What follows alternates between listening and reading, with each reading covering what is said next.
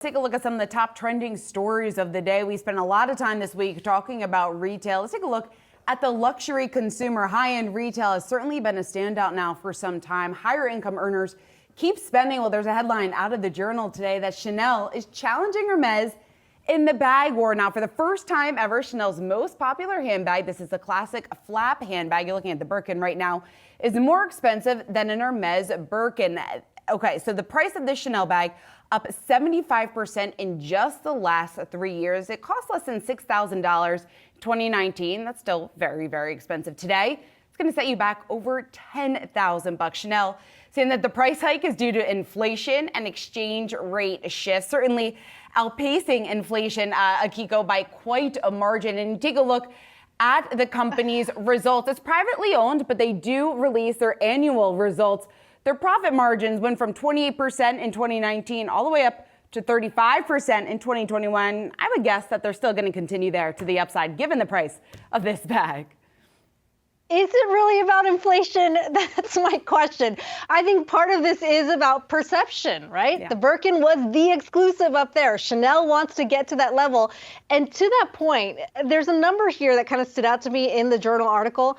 The Birkin's only 6% more than it was pre-pandemic level. So why is Chanel outpacing that? There's a number of ways to work that. You could limit the number of bags. You could raise the price a little more. I mean, to me, luxury is all about perception, and Chanel's trying to reach that Birkin level. I just don't know if they can. I mean, the Birkin bag, that's like woven into pop culture references all over. I mean, but I think this is also a story about the strength and resiliency of the luxury consumer. They are willing to pay these higher prices despite inflation, despite these price hikes, whatever you want to call it. Now, this stat from the article stood out to me. The Chanel model was $4,000 cheaper pre-pandemic to the Birkin in the US. Now today, it's only $200 less. And the pandemic was not that long ago. So the fact that they're increasing these prices that dramatically is just crazy to me. I don't know if I could ever justify spending over 10 grand for a handbag. I wish that this is a dilemma that I actually had, which of these bags to go for. Maybe one day, though. Kaz, you're a luxury guy. Yesterday, you guys complained about the watches that I was talking about being too expensive. You guys are about $10,000 handbags. My God. Well, I mean, I know the Birkin, even I know the Birkin, very, very popular. I did not know about this. You're a fancy guy, makes sense. Yeah, right. I did not know about this flat bag, but I'm not surprised about the relentless bid up in pricing, because I'm seeing that in the car world. The Rolls-Royce CEO told me, the Bentley CEO told me, they are charging more and more for their cars. People are paying for that, including customization, stuff that makes their products more unique. People want to pay more and more for that because they want to have that thing that stands out. And maybe, I don't know about this, but maybe there's some purses out there that will make you stand out in the crowd. I think they're just trying to be a little bit more exclusive, Chanel, and they want to rival Hermes Birkin's bag. I don't know if we'll get there, though. I don't know. But in the meantime, the richer just keep getting richer, I guess.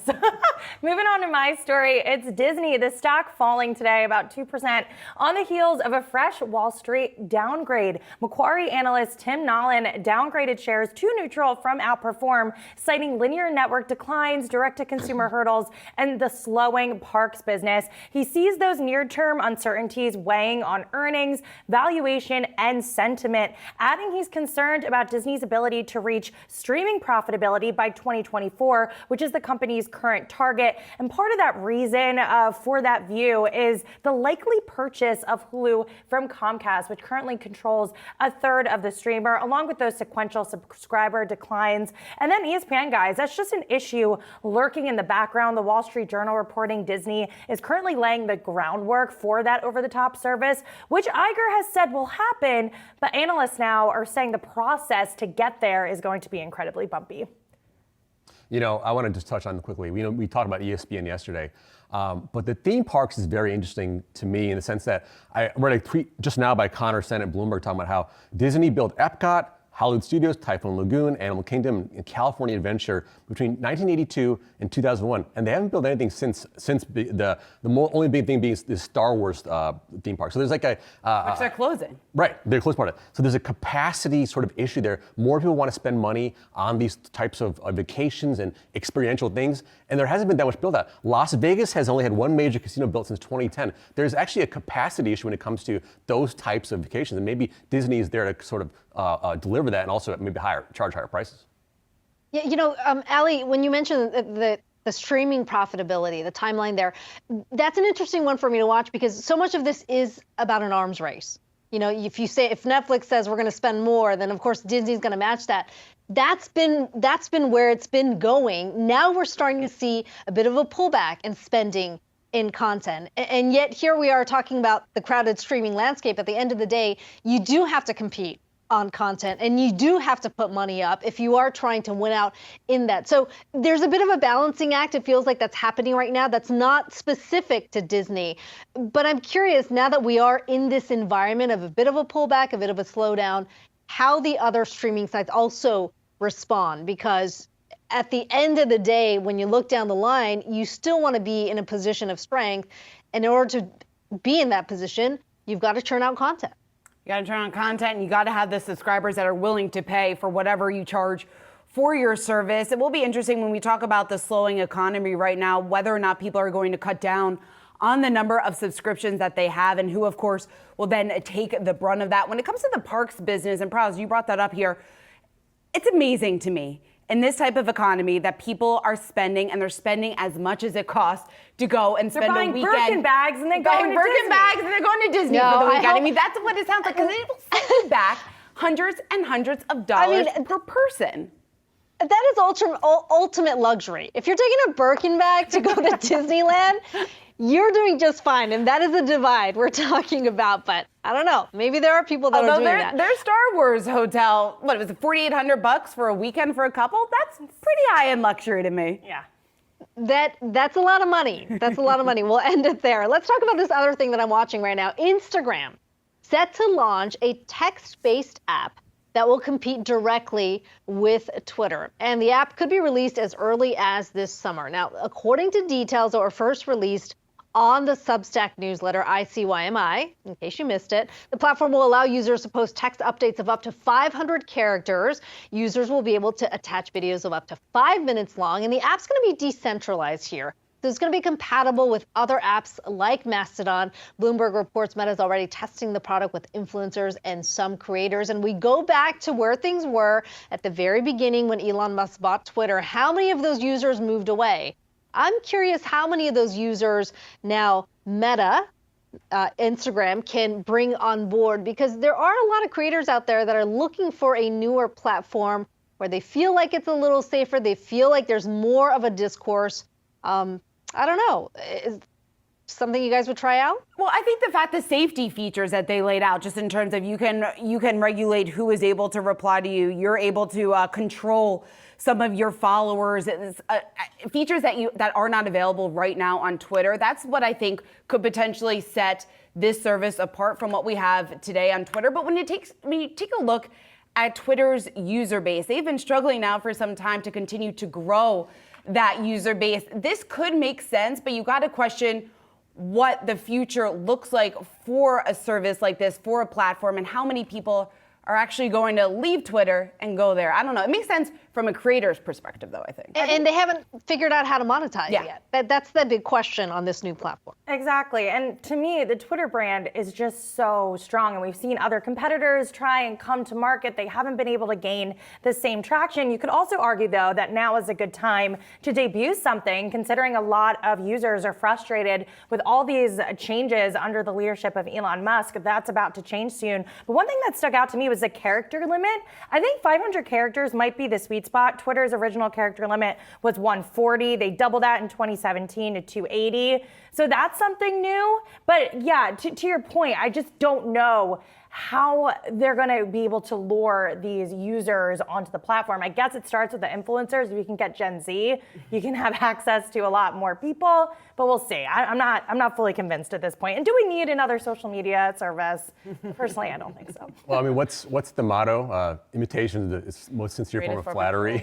And that's Zuckerberg's motto, right? I mean, he copies everything and makes it maybe better. I don't know. That's when I saw the actual screenshots for the Instagram version of Twitter. It looked just like Twitter. I mean, it was almost exactly the same. And I have to ask myself, I like Instagram because I like the picture-oriented, image-oriented nature of it. I don't want to be writing, big 500-word essays and stuff like that. I think I wanted to use it mostly for images, but I could be wrong. Maybe like these more influencer people will come on there and maybe want to do more interaction in that way. Maybe Elon will turn off more people and will want to use Instagram for that tweeting nature. Anyway, for my take here, my roundtable pick, big news out of GM, the automaker announcing its Silverado EV work truck that's meant for fleet customers will now top out at 450 miles of range. That's an improvement over the 400-mile prior estimate. Great for fleet operators who value range over niceties like touchscreens and air suspension.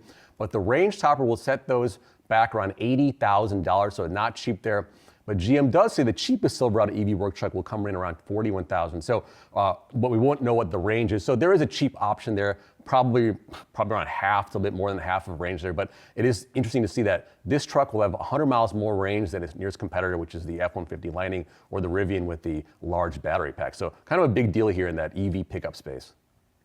Yeah, I mean, range anxiety is a real thing, right? I mean, and especially, Praz, I'd be curious to get your thoughts here because anything over 300, I feel like is kind of the comfort zone for those who haven't necessarily gone all in on EVs. When you talk about trucks, you've got to go even more than that because you figure those who are currently driving ICE trucks are harder to convert over to the EV side. Yeah, I mean, 300 miles has usually been considered like the psychological barrier of what people are willing to live with. 400 miles, 450 miles. I mean, people don't want to drive that much in a single day, let alone, a single trip, right? So what we're seeing is that could be the range that could help people out. But also in the future, you could see trucks with lower range, but the ability to fill up much faster, like in like gas station time. So that could be the future too. So we're going to see how that works out right now. But GM sort of kind of throwing down the gauntlet here with that 450 plus mile range. Yeah, certainly. I think a lot of the talk here ahead of this news was that Chevy was late to this when it comes to the Silverado, given the fact that the F-150 Lightning has been out now for quite some time. But it might have been worth the wait, given the fact that a lot of people, like you guys are saying, range anxiety is such a huge thing. And the fact that you could get 450 miles here before you have to recharge is certainly a differentiating factor. I am curious, though, what the growth trajectory looks like when it comes to EV pickup trucks, because I'm with you, Akiko. I would think the pickup driver would be one of the last to convert to EVs, but maybe I'm wrong. I'd agree with that. I mean, to me, I'm not a car person, but I understand the importance of mileage and of these fleets, especially when you're talking about commercial industries. So I guess we'll have to see, but it's certainly a hotly competitive market. So this doesn't surprise me. Yeah, exactly. And Ford's having a tough time keeping up with their reservations, so maybe they'll prove us all wrong.